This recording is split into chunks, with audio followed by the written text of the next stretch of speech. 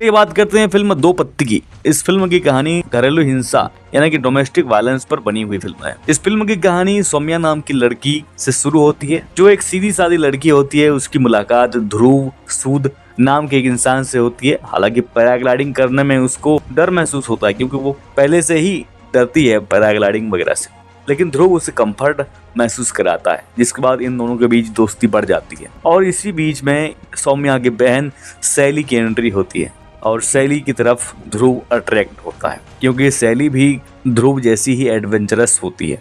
ध्रुव एक रईस बाप का बेटा होता है और उसे एक घरेलू टाइप की बीवी चाहिए होती है, जिसकी वजह से वो शैली से नहीं सौम्या से शादी कर लेता है। और शादी के बाद हालांकि सौम्या की बहन शैली भी उसके साथ उसके ही घर में रहती है और एक अम्मा जी जो होती हैं वो भी उनके साथ ही रहती हैं। लेकिन धीरे धीरे ध्रुव को ये पता चलता है कि सौम्या जो है वो एंजाइटी वाली पेशेंट है, यानी कि उससे बहुत चीज़ों से डर लगता है।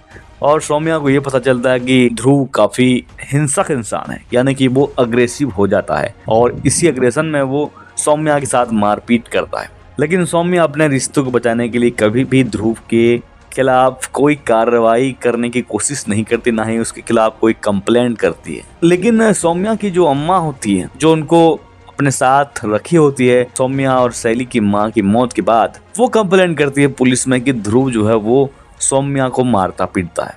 और एक दिन सौम्या, शैली और उसकी अम्मा ये तीनों प्लान बनाते हैं ध्रुव को फंसाने का, और वो दिन होता है होली का दिन। होली के दिन सौम्या ध्रुव को ये कहती है कि चलो आज हम पैराग्लाइडिंग करेंगे और फिर से कहानी को वहीं से शुरू करेंगे।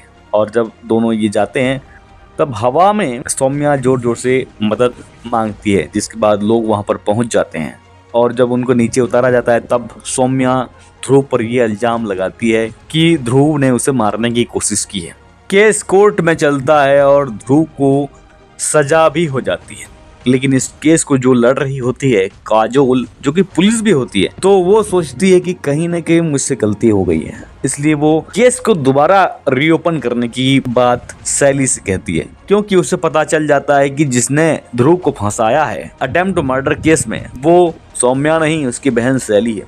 और केस रीओपन करने के बाद जब सुनवाई के लिए सब लोग जाते हैं तब वहाँ पर शैली भी ये एडमिट करती है कि मेरी माँ की मौत में मेरा भी हाथ है, क्योंकि हम सब सच जानते थे कि पापा ने ही हमारी माँ को मारा था, लेकिन हमने उन्हें सज़ा नहीं दिलाया।